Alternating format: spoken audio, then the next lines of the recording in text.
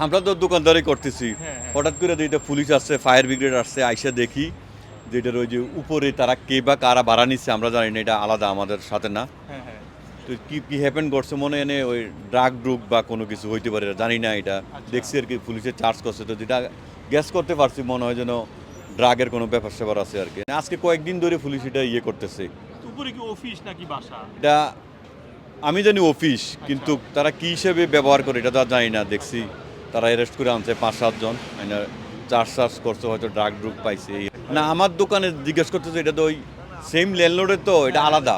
আচ্ছা, তো এই জন্য তারা পুলিশে রিকোয়েস্ট করছে যে আমার এনে একটু বসার জন্য, আচ্ছা, বসতে পারবো না, এই জন্য আর কি। তো তারা তো আইনের কাজ করে, হ্যাঁ। এই জন্য আমি বলতে আচ্ছা ঠিক আছে তুই বস। তো যাদেরকে ধরছে তারা কোন দেশি? এমনি কোনো না, তারা আমরা বাঙালি না, বাঙালি? না বাঙালি না। আচ্ছা। তারা আমার মনে হয় ব্ল্যাক আর কি, ব্ল্যাক, আর একজন শুধু এশিয়ান, হয়তো পাকিস্তানি বা ইন্ডিয়ান হইব।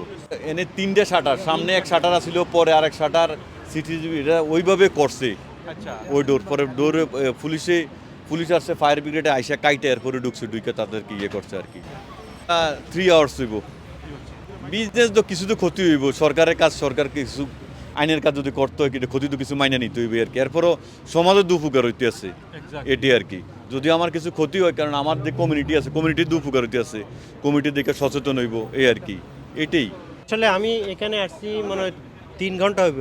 আসে দেখি এখানে অনেক মানুষ জমছে, জমার পরে দেখতেছি এখানে একটা দরজারে পুলিশে ভাঙছে, ভাঙার পরে একটা শাটার, আরেকটা শাটার ভাঙছে, দেখে দিবি তো আরেকটা শাটার ভাঙতে পারতেছে না, পরে ফায়ার ব্রিগেড আনি কাটিয়ে ঢুকছে। এরপরে এরা ভিতরে ঢুকছে, একটা করে 4-5টা ব্ল্যাক অ্যান্ড এশিয়ান, মনে হয় পাকিস্তানি হইতে পারে, রোমানিয়ান হইতে পারে।